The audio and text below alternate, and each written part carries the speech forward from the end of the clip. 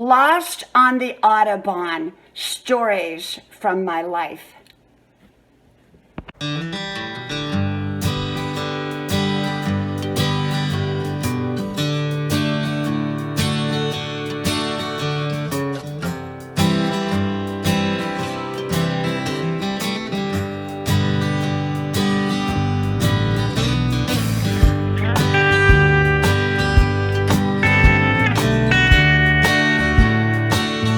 Lost on the Autobahn in Europe. Lost on the Autobahn, stories from my life.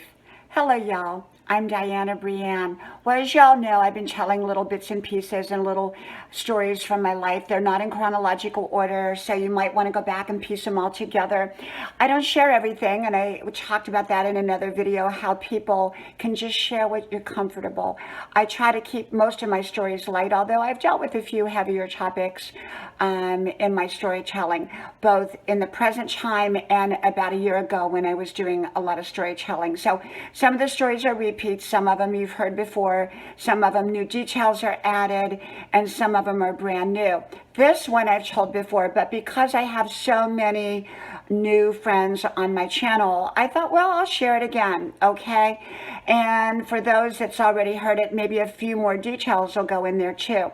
Well, we had moved to Europe and we were living in Heidelberg. We had moved to a little wonderful apartment that we had stayed at for about 2 years. And I had a wonderful, amazing landlady who spoke no English, and we would bake pies together and cook together, and she thought of me as her daughter. My husband and I had so much fun in that apartment. We would play board games together. We had a little black and white TV that only got the European channels in other languages, and so I had to begin to use books and cassettes to learn other languages. And that was back before we had internet and everything like that. Internet was just starting to surface at that time, but we had no computer in the very beginning over in Europe. And so, but when we first landed in Europe, I had said, we had gone over to some new friend's house for dinner, and they were renting. It was like a beautiful townhouse. And I said, I pray to God that I get this house, even though they were living in it. Well, lo and behold, after about 1.5 years, close to 2 years, being there in another apartment, which was wonderful, our friends decided to build a house and move out of that there and to stay there more permanently. And so that townhouse became available. Of course, we snatched it right up. And so remember, your words, what you put out will often come back to you at some point. And I put those words, I want this house. And so it was like a townhouse, a duplex. It was beautiful. It had 3 different levels. So we moved in there. And I was working, my husband was working, we had very good jobs, but my husband was being transferred to Bavaria. And so now, Heidi territory with all the cows and, you know, beautiful, beautiful area. And matter of fact, that was another word I had put out because we were supposed to move back to the States. And I said, I want to go to Bavaria. So I'm going to put the words out, God, I want to go to Bavaria. And I did. And like a week later, we met this couple and they offered my husband a job. And I knew that was the answer, you know. So remember, what you speak out may come to life. And so our words are very powerful. Our prayers are very powerful. And so, but he moved out there beforehand because I was still working, and my work, it was not a contract, but they needed me there. And so I was there a few more months longer. So I was basically living in the house by myself. And, wonderful landlords, and I ended up painting pretty much the whole place for them before I left, even though we'd only been there a few months, and they just adored me, thought I was wonderful, and I was, and I am. And not many people would have done that and for them, you know, or for anybody for that matter. And so anyhow, back then we didn't have our cell phones. We didn't have cell phones.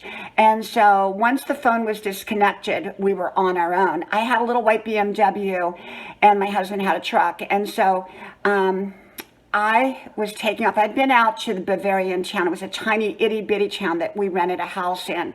And it was beautiful. A little Heidi type of house in a little Heidi type of village. And yet, the town was not recognizable on the map.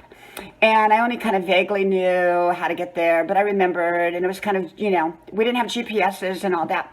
So I put the chop down in the car. It was a beautiful day. I locked up that house, turned over the keys, left the keys in the house, so I couldn't go back into the house. The furniture had already been shipped. Everything was out. And now I was on my way to Bavaria. So I was leaving Heidelberg. My job was finished. It was a wonderful time.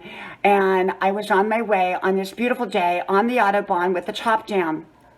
And I was listening to Mick Jagger's song, The Sweet Thing, Sweet Thing. And if you haven't heard it, go look it up. It's a great song. And so I was listening to Sweet Thing, and I kept playing it over and over and over, and I missed my exit. And I kept on going. And I got lost on the Autobahn. And as I was approaching another country's border, I knew I was really, really lost. And now it was becoming darker. And, I knew it was going to get dark pretty soon. And I didn't have a telephone number to call my husband. I didn't have it with me. It was already packed and shipped. So I had no telephone number. I couldn't remember the name of the town. Well, I remembered the name of the town, but I couldn't remember the name of the town it was close to. And that would have been recognizable. So, no one, I stopped, I asked, because by then I could speak the language somewhat, and I would ask, I'd say, please, please, please, can you tell me? And nobody knew. In the meantime, I was like a missing woman. I was supposed to be there with my husband, and so he called the Polizei, the police, and said, is there a missing woman along the road? Is there, an accident? Is there something that's happened? And they said, no, not to be not reported wise. And so, everybody was kind of panicking. Where was I? Here I was lost. It was about a 2-hour drive, and now it was like a 6 or 8 hour drive that I had been missing. And I didn't have his number. I didn't know how to call him. I didn't, our number, because I don't think our phone was hooked up yet, because he was using his work phone at work, and he wasn't at work, and I didn't have the number on me. Oh my gosh, it was something. So I pulled over to a truck stop, and I started crying. And this nice, wonderful man approached me, and he said, can I help you? And he saw that I was, American. And he spoke his broken English. And I said, I'm lost. Nobody seems to know where this town is. I don't know how to get there. Well, lo and behold, he said, my brother-in-law used to live there. I know the way. You follow me. I had to put my faith out there. I had to trust somebody. So I followed him. I followed this man and his big semi ahead of me, and over all the Autobahns and over everywhere. And finally we get to the country roads, and then we get to the side roads and the dirt roads and the chicken roads and the cow roads and the farm fields. And he's going with this big semi truck, and here I am with my little BMW convertible behind him, And we get there, and we get to the street, and he's down at the bottom of the street because he couldn't get the semi-truck up that street. And he said, Auf Wiedersehen, tschüss, which means goodbye. And I waved goodbye to him, and I was so thankful.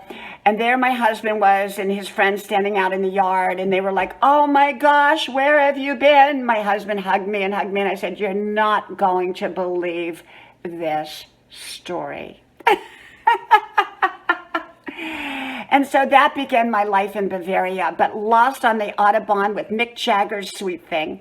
Well, from my house to yours, may God bless you. I hope you like, share, subscribe to all 5 of my channels. Links are pinned at the top of the comment section below. If you connect with me, I will likely connect with you as well. So till the next time, from my story to yours, may God bless you. Hope to talk to you then. Bye-bye.